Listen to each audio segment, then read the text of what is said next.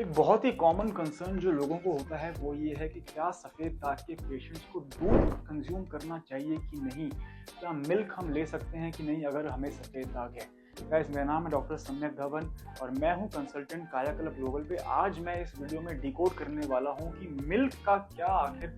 Finally इस video के बाद आपको कोई और ऐसी वीडियो यूट्यूब पे नहीं देखनी पड़ेगी, कोई आपको ऐसा ब्लॉग नहीं पढ़ना पड़ेगा, कोई आपको किसी और से पूछना नहीं पड़ेगा कि क्या सफ़ेद दाग में दूध पी सकते हैं कि नहीं। मैं आपको आज आपके सारे डाउट्स क्लियर कर दूंगा।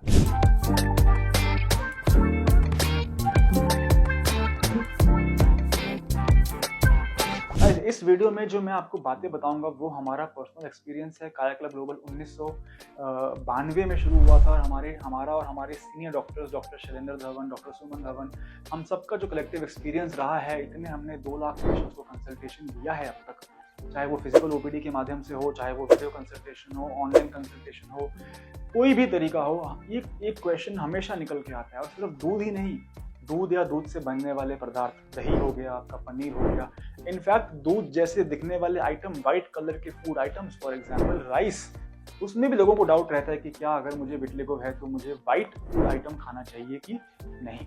गाइस, सबसे पहले मैं आपको ये बताना चाहूँगा कि क्या सफ़ेद दाग में दूध कंज्यूम कर सकते हैं, ये एक मिथ है कि ये फैक्ट है। साइंस क्या कहती है, मेडिकल भाषा क्या कहती है, तो इसका सरल सा आंसर ये है कि इट इज़ अ मिथ। ऐसी एक भी रिसर्च पेपर नहीं है आज की डेट में जो ये कहे कि सफ़ेद दाग के रोगी को, सफ़ेद दाग के से पीड़ित व्यक्ति को दूध नहीं पीना चाहिए। एक भी। आप सर्च करेंगे आपको ब्लॉग्स बहुत सारे मिल जाएंगे, लेकिन ब्लॉग्स रिसर्च पेपर नहीं होते हैं। आपको बहुत सारे वेबसाइट्स मिल जाएंगी, न्यूज़पेपर वाली वेबसाइट्स भी मिल जाएंगी जहाँ पे ये लिखा होगा कि नहीं कंज्यूम करना चाहिए, लेकिन एक भी मुझे आप रिसर्च पेपर निकाल के दिखा दो, मेडिकल रिसर्च पेपर, एक रेप्यूटेड जर्नल का, और आप कमेंट में डाल दो। आई चैलेंज यू, एक भी इंसान कमेंट सेक्शन में एक भी रिसर्च पेपर नहीं डाल सकता कि मिल्क को कंज्यूम नहीं करना चाहिए अगर हमें विटिलिगो है। कोई ऐसी रिसर्च ही नहीं है। सेकंड, अब हम बात करते हैं कि क्या हमें मिल्क साथ में कंज्यूम करना चाहिए कि नहीं। हम कायाकल्प ग्लोबल पे हर बार यही बोलते हैं कि डाइट का रोल सिर्फ 5% है। ऐसा कोई नीड नहीं है कि हम दूध छोड़ें, ऐसी कोई नीड नहीं है कि हम दही ना खाएं, ऐसी कोई नीड नहीं है कि हम पनीर ना कंज्यूम करें, चीज़ ना कंज्यूम करें। इट इज़ ऑल, जैसा कि मैंने आपको भी बताया, इट्स अ मिथ। अगर आपको विटिलिगो है तो आप, कोई ऐसा पेशेंट नहीं आया है आज तक जिसने ये कह दिया हो मेरे को कि मैंने दूध पिया था और मेरा सफ़ेद दाग बढ़ गया। इनफैक्ट मैं कहता हूँ कि आप नीचे 2 मिनट वीडियो पॉज करो और कमेंट सेक्शन में लिखो कि हाँ मैंने दूध पिया, मेरा सफ़ेद दाग बढ़ा।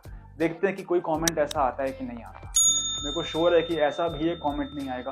तो एक डर बन गया है हमारे माइंड में, हमने सुन लिया है, हमने कहीं पढ़ लिया है, कोई किसी ने कह दिया हमें, कि दादा परदादा ने कहीं से कह दिया, कुछ बना हुआ है कि दूध नहीं पीना है, वो चलता आ रहा है। कोई इसको करेक्ट ही नहीं करना चाह रहा है इस चीज़ को, बस सुन लिया है। तो हाँ, अब ऑब्वियसली अगर मुझे भी सफ़ेद दाग होगा तो कोई मुझे बोलेगा कि मत करो, तो मैं भी नहीं करूँगा। क्यों? आई नो, मैं समझ सकता हूँ कि कितना ज़्यादा मानसिक तनाव होता है, कितना ज़्यादा प्रॉब्लम है इस डिजीज़ का। तो मैं, अगर दूध ही छोड़ना है तो मैं छोड़ दूंगा, कोई टेंशन नहीं है। लेकिन कोई साइंटिफिक स्टडी ऐसी है नहीं। इनफैक्ट दूध छोड़ने से जो प्रॉब्लम्स होंगी, विटामिन डी की डेफिशिएंसी होगी।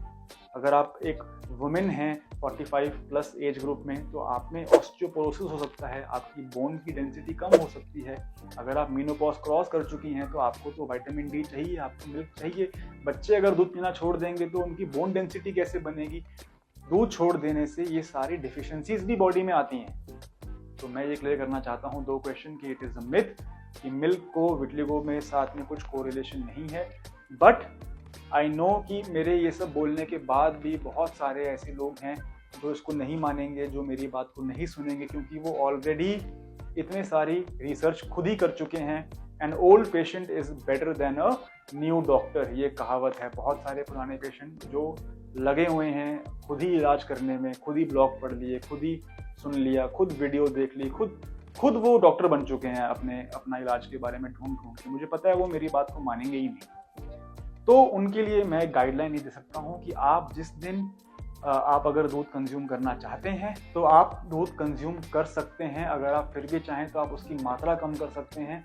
लेकिन आई कैन अश्योर यू कि दूध से आपका विटिलिगो नहीं बढ़ेगा। लोगों के माइंड में ये क्वेश्चन भी आता है कि क्या दूध को फिश से कंबाइन कर सकते हैं कि नहीं, क्या दूध को चिकन से कंबाइन कर सकते हैं कि नहीं। अगेन कोई ऐसी रिसर्च नहीं है इस समय दुनिया में जो ये क्लियर कट कह दे कि दूध को चिकन और फिश के साथ कंज्यूम नहीं करना है, ऐसी कोई रिसर्च नहीं है। लेकिन फिर भी अगर आप चाहते हैं तो जिस दिन आप चिकन, फिश, एग्स कंज्यूम करना चाहें, आप उस दिन मिल्क को अवॉइड कर लीजिए अपनी सेटिस्फैक्शन के लिए। ये हमारा पर्सनल एडवाइस है, ये मेरी पर्सनल एक्सपीरियंस में जो मैंने देखा है मैं आपको वो बताना चाहता हूँ। गाइस, उम्मीद है आपको मेरे ये इनपुट्स पसंद आए हों, आपका मन थोड़ा सा हल्का हुआ हो, आपके कुछ डाउट्स क्लैरिफाई हुए हों, आपका थोड़ा सा मेंटल लोड कम हुआ हो। अगर आपको ये वीडियो पसंद आई प्लीज़ आपने लाइक करना है। अगर आपको चैनल पसंद आ रहा है आपने चैनल को सब्सक्राइब करना है। कोई क्वेश्चन आपके माइंड में आ रहा है तो आपने उसको कमेंट में डालना है ताकि मैं अपने अगले वीडियो में उसको आंसर करूं। कुछ भी और अगर आपको लगता है आप प्लीज़ हमें बताइए, हमसे आप कांटेक्ट कर सकते हैं। आप हमसे कंसल्टेशन लेना चाहते हैं तो नीचे नंबर दिया हुआ है, डिस्क्रिप्शन बॉक्स में आपको व्हाट्सएप का लिंक मिल जाएगा। फ्री कंसल्टेशन लें, फ़ोटो भेज दें अपने सफ़ेद दाग की और उसके बाद पूरी जर्नी आपकी सॉल्व हम आपके लिए कर देंगे। धन्यवाद।